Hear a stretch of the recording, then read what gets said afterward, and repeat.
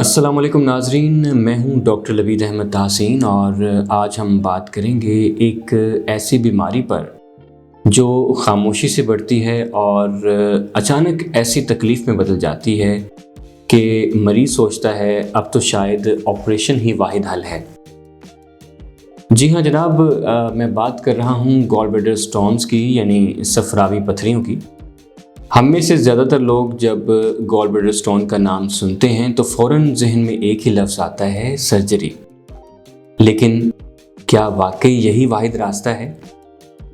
Allopathy کہتی ہے کہ پتھری تحلیل نہیں ہو سکتی، اسے نکالنا ہی پڑتا ہے، جبکہ ہومیوپیتھی کہتی ہے کہ پتھری بننے کا عمل جو ہے وہ ریورس بھی ہو سکتا ہے، یعنی پتھری جو ہے ڈیزولو بھی ہو سکتی ہے۔ یہ تضاد صرف علاج کا نہیں ہے، سوچ کا ہے۔ ایلوپیتھی جسم کے نتائج کا علاج کرتی ہے، جبکہ ہومیوپیتھی اسباب کو درست کرتی ہے۔ لیکن یاد رکھیں، ہم کسی بھی سسٹم کو رد نہیں کر رہے۔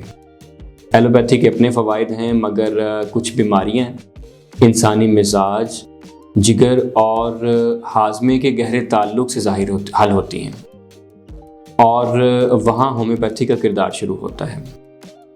گال بلیڈر جگر کے نیچے موجود ایک چھوٹا سا تھیلا ہے جو بائل کو محفوظ رکھتا ہے۔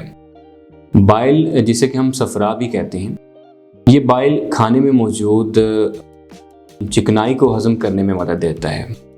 جب بائل گاڑھا ہونے لگتا ہے یا اس میں کولیسٹرول لیول بڑھ جاتا ہے تو یہی گاڑھا پن رفتہ رفتہ پتھری میں بدل جاتا ہے۔ یہ عمل ہفتوں، مہینوں یا کبھی برسوں میں بھی مکمل ہوتا ہے۔ یعنی پتھری اچانک نہیں بنتی، یہ غلط کھانے پینے، بے ترتیبی اور جسمانی سستی کا نتیجہ ہے۔ دیکھیے، پتھری کا جو اصل تعلق ہے وہ ہماری خوراک اور طرز زندگی سے ہے۔ ایسی چیزیں جو پتھری کو بڑھاتی ہیں ان میں نمبر 1 پہ ہے چکنائی والی غذائیں، جیسے گھی، مکھن، فرائڈ فوڈز وغیرہ۔ نمبر 2 پہ کولڈ ڈرنکس اور مصنوعی جوس، اور اس کے علاوہ بار بار بھوکا رہنا یا سخت ڈائٹنگ کرنا، دیر سے کھانا، کھانے کے فوراً بعد لیٹ جانا، اور پانی کی جو کمی ہوتی ہے وہ بھی اس کی وجہ ہے۔ تو وہ چیزیں جو پتھری کو بننے سے روکتی ہیں، یعنی اگر آپ ان کی پریکٹس کریں تو پتھری رک جائے گی، مطلب مزید نہیں بنے گی۔ اس میں زیادہ پانی، جیسے روزانہ 8 سے 10 گلاس اگر آپ پانی پیتے ہیں، صبح خالی پیٹ نیم گرم پانی میں اگر آپ لیموں کا جو رس ہے وہ بھی اس کا استعمال کرتے ہیں، تو زیتون کے تیل کا ہلکا استعمال، سبز پتوں والی سبزیاں، دلیا، جو پھل۔ لیکن یاد رہے کہ جو سبز پتوں والی سبزیاں ہیں، اگر کسی کو ساتھ میں گردے کی پتھری بھی ہے تو اس نے استعمال نہیں کرنی۔ تو ہلکی واک کریں یا ورزش کریں روزانہ 20 منٹ تک۔ تو ایک بات ہمیں ذہن میں رکھنی چاہیے کہ پتھری صرف جگر یا گال بلیڈر کی بیماری نہیں ہے، یہ لائف سٹائل ڈس آرڈر ہے۔ ناظرین، اسکرین پر آپ الٹرا ساؤنڈ کی رپورٹس دیکھ سکتے ہیں۔ یہ جو رپورٹ ہے یا یہ کہانی جو ہے صرف ایک مریضہ کی نہیں ہے، بلکہ اس یقین کی ہے جو انسان کو قدرتی شفا پر قائم رکھتا ہے۔ یہ مریضہ 72 سال کی ہیں اور برسوں سے دائیں پسلیوں کے نیچے درد، متلی اور بدہضمی کی شکایت کے ساتھ زندگی گزار رہی تھی۔ پہلا ان کا الٹرا ساؤنڈ، جب یہ کسی ڈاکٹر کے پاس گئیں تو انہوں نے پہلا الٹرا ساؤنڈ کیا 4 جنوری 2025 کو، جس میں واضح طور پر 6 سے 7 پتھریاں نظر آئیں۔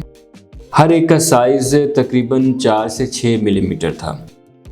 تو ایلوپیتھک ڈاکٹر صاحبہ جو تھیں، ان کی رائے یہ تھی کہ آپریشن کے بغیر یہ حل ممکن نہیں ہے۔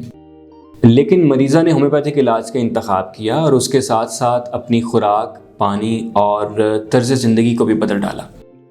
3 ماہ بعد جب دوسرا الٹرا ساؤنڈ 14 مارچ 2025 کو ہوا تو حیرت انگیز طور پر رپورٹ میں صرف ایک 5 ملی میٹر کی چھوٹی پتھری باقی تھی، باقی پتھریاں تحلیل ہونا شروع ہو چکی تھیں۔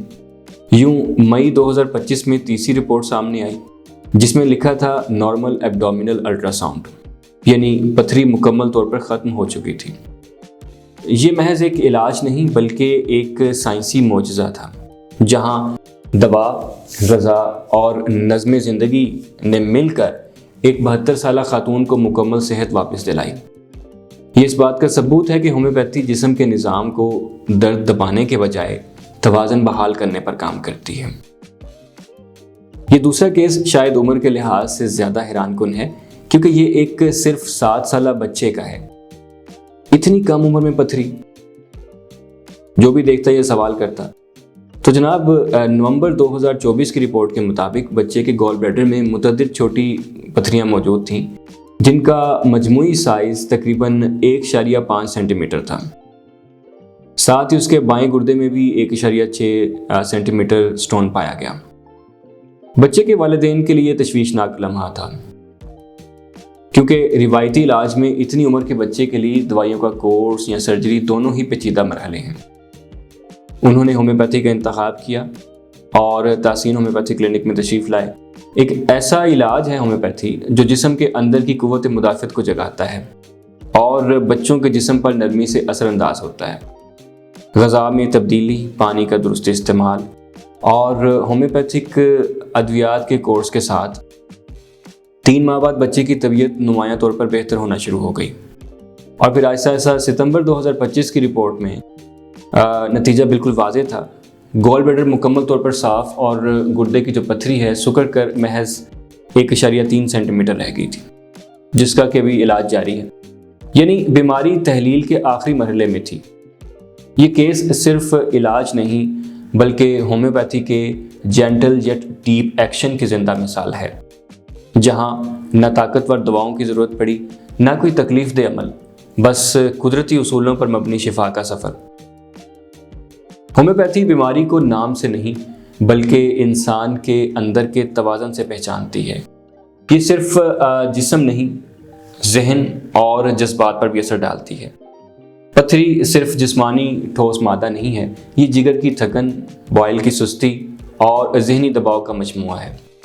ہومیوپیتھی ان تمام پرتوں کو صاف کرتی ہے، اور ہومیوپیتھی میں اس مرض کے لیے کئی مؤثر ادویات موجود ہیں، جن کے نام میں یہاں بطور حوالہ دے رہا ہوں، جیسے بربرس ولگرس ہے، چیلیڈونیم میجس، لائکوپوڈیم، کلکیریا کاب، چائنا، چیوننتھس ورجینیکا، ہائیڈراسٹس، میگنیشیا فاس، کولوسینتھ، سولیڈیگو، فاسفورس، سارساپریلا، ڈائسکوریا اور کارڈوس میرینس وغیرہ۔ یہ تمام ادویات مختلف مریضوں کے لیے مختلف حالات میں استعمال کی جاتی ہیں، لیکن ان کی تفصیل، مقدار یا استعمال یہاں اس لیے نہیں بتایا جا رہا کہ ہر مریض کا علاج انفرادی ہوتا ہے۔ قدرتی شفا کی بنیاد ناظرین، آپ روزانہ جو کھاتے ہیں وہی آپ کی دوا ہے یا وہی آپ کا زہر ہے۔ گال سٹون سے بچنے یا انہیں تحلیل کرنے کے لیے آپ کی روزمرہ عادات ہی سب سے بڑی دوا ہیں۔ کھانا وقت پر کھائیں، جلدی سوئیں، ذہنی دباؤ کم کریں، پانی کو اپنا بہترین دوست بنائیں۔ ایک بات یاد رکھیں، جسم جو ہے وہ کبھی غلطی نہیں کرتا، بس ہم اس کے پیغام کو نظر انداز کر دیتے ہیں۔ تو ناظرین، یہ جو دواؤں کے نام ابھی آپ نے سنے ہیں، یہ صرف علمی معلومات کے طور پر آپ تک پہنچائے گئے ہیں۔